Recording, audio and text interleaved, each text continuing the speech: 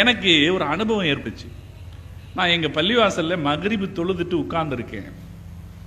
ஏதோ பார்த்துக்கிட்டு உட்கார்ந்துருந்தேன். கம்ப்யூட்டரில் தான் எதையோ பார்த்துட்டு உட்கார்ந்துருக்கேன். அஸ்ஸலாமு அலைக்கும் அப்படின்னு ஒரு செய்தி கேட்டுச்சு. நான் அதையும் பார்த்துக்கிட்டே யாரோ உள்ளதான் யாரோ வந்திருப்பாங்க போல இருக்கு, தெரிஞ்சவங்க யாரோ வந்திருப்பாங்க போல இருக்குன்னு வலைக்கும் சலாம்னு சொன்ன பிறகு திரும்பி பார்த்தேன். ஒரு இளைஞன் நின்றுருந்தான், நெத்தியில் பொட்டு வச்சிருந்தான். சரி தம்பி வாங்க உட்காருங்க அப்படின்னு உட்கார வச்சேன். யாருன்னு கேட்டேன். எங்கிருந்து தம்பி? எங்கள் ஊரில் பிஎஸ்ஜின்னு ஒரு தொழில்நுட்ப கல்லூரி இருக்கிறது, பெரிய ஃபேமஸான இன்ஜினியரிங் காலேஜ் இருக்கிறது.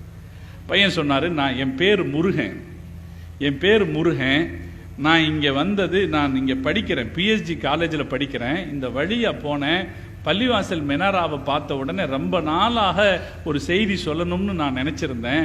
இதை சொல்கிறதுக்கு வாய்ப்புன்னு நான் பாதி வழியிலே இறங்கி உங்களை பார்க்க வந்தேன் அப்படின்னார்.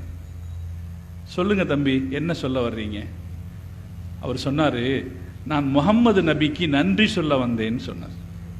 என் காதால், என் கண் முன்னால் உட்கார்ந்து ஒரு மாற்று மத சகோதரன் சொன்ன வார்த்தை இது. ஒரு பள்ளிவாசலுடைய அறைக்குள்ளே வந்து சொன்னான், நான் முகம்மது நபிக்கு நன்றி சொல்ல வந்தேன்.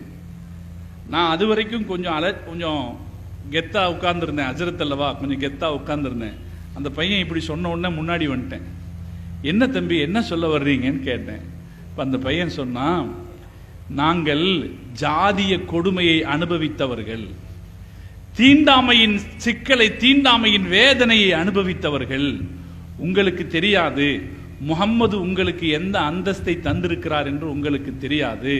நாங்கள் அனுபவித்த அந்த ஜாதிய கொடுமையை அனுபவிக்காத ஒரு சமூகத்திற்கு முகம்மது காரணமாக இருக்கிறார் என்பதை படித்த காலத்திலே இருந்து அவருக்கு நன்றி சொல்ல வேண்டும் என்று நான் நினைச்சுக்கிட்டு இருந்தேன்.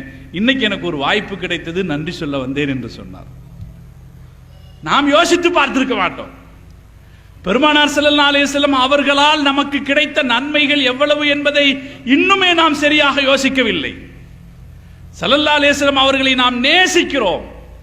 அந்த நேசிப்பை இன்னும் ஆழமானதாக ஆக்கிக் கொள்வதற்கு நாம் செய்ய வேண்டிய வேலைகளில் ஒன்று, அவர்களால் நமக்கு என்ன நன்மைகள் கிடைத்திருக்கிறது என்பதை நாம்